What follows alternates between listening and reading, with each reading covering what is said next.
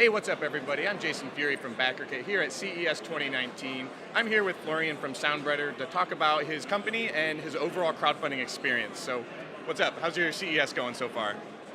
Yeah, so far it's been an awesome show. Really cool to be here. It's actually our first time because we're a music technology company, so we always go to music exhibitions. But this year we couldn't, miss out on CES, so we tried it out for the first time, and it's been amazing. Excellent. And so your project was pretty successful on crowdfunding platforms. We're using Kickstarter, Indiegogo. So why did you choose to tackle your project on crowdfunding platform?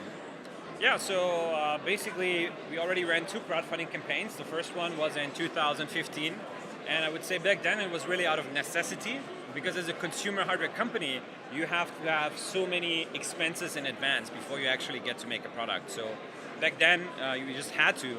But now, the second campaign in 2018, we were already an established company with 20 employees, so it might not have been a necessity.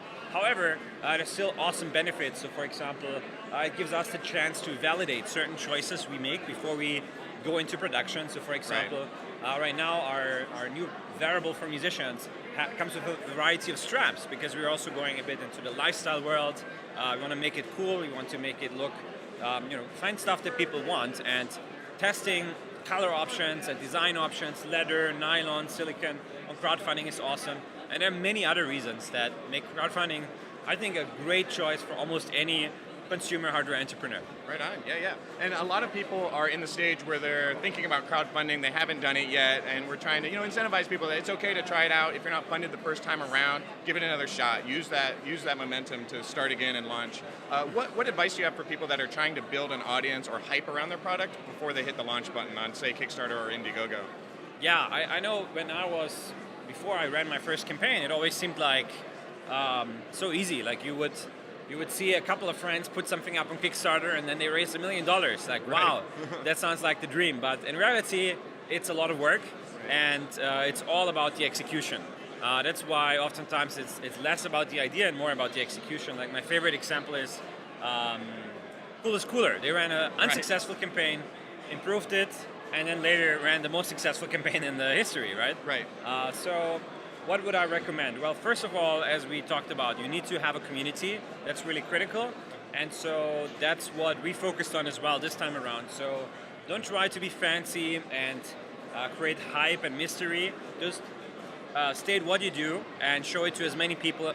And then the moment you launch, the people who actually sign up and who care for it, they already know what you're doing, and you have high quality leads. Right. So for us, one learning has been go for quality over quantity, and you get that by being, stating as much information as you can in advance. So that's one learning. And then of course, the second one I would say, and last one I have right now, I can talk about this for hours, but a big one was Facebook community.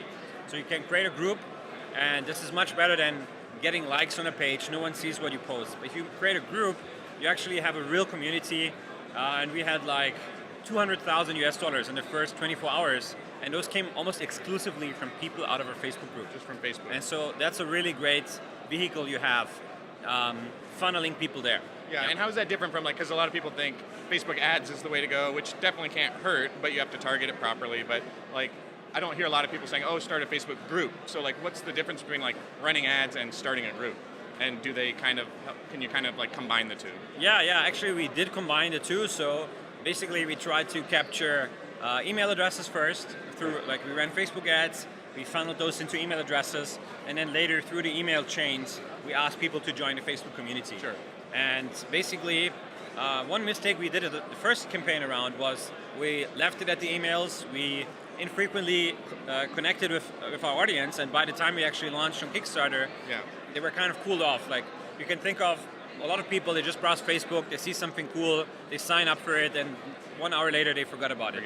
But if they're in the Facebook group and they actually comment, then you really have, you created engagement, real engagement. Right. So that would be my advice. Try to not only, be proud of your number of email addresses, but try to create as much engagement as possible, ask them questions, reply them to the emails, be a human, not like a corporate. That's your strength as a startup. You can do stuff that doesn't scale, you can be hands-on, you can really talk to them, you can get their feedback, and that's a lot of the things we did, and I think that was why we ended up raising over $500,000 in the end. Sure.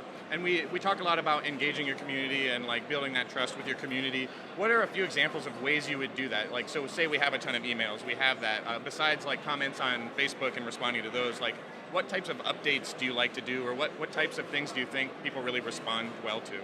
Yeah, I mean, we tried successfully to ask questions through email, for example. So we were asking them about their habits, and they would actually reply, and we would reply back, and would incorporate that feedback in a campaign. And of course, just keeping them updated with some new ideas, pictures, images, videos. That's also great if they care about the product. So essentially what you want to have is that people are dying for your Kickstarter campaign to launch, because they've been following it for so long that they're really excited about it. Excellent. And there's also, maybe one word of caution, you can also overdo it here. Sometimes, it's your product may not be the entire life of the person who signed up for this. So if you send like 15 emails for a smart toothbrush, for example, eventually people will be like, all right, like, come on, launch already, leave me alone with all these updates for smart toothbrush. Or I'm sold already and I don't need any more, so you gotta cap it off. So you have to maintain a good balance here and be reasonable, and just think of the eyes from the audience, which can be easy to say but really hard in practice, because you are the entrepreneur and it's your baby, and you feel like you can never talk enough about it, and it's a different perspective you have to take. Excellent. Yeah, and I've really enjoyed watching the progression of your campaigns and seeing you guys grow, and collaborating with BackerKit, of course. But something I'm like interested in is, before you launched on Kickstarter, were you thinking about going to retail? Were you thinking about like selling this in stores, or selling your product like through different methods other than just your own personal web store? Yeah, I mean, retail is a big part of any consumer hardware company eventually. It's also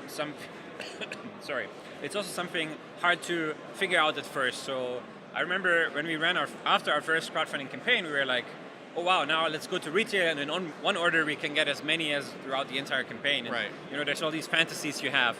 But in reality, it's all about sell-through in the store. And you only get that not spontaneously at the point of sale. You actually need to have a marketing machine that creates awareness.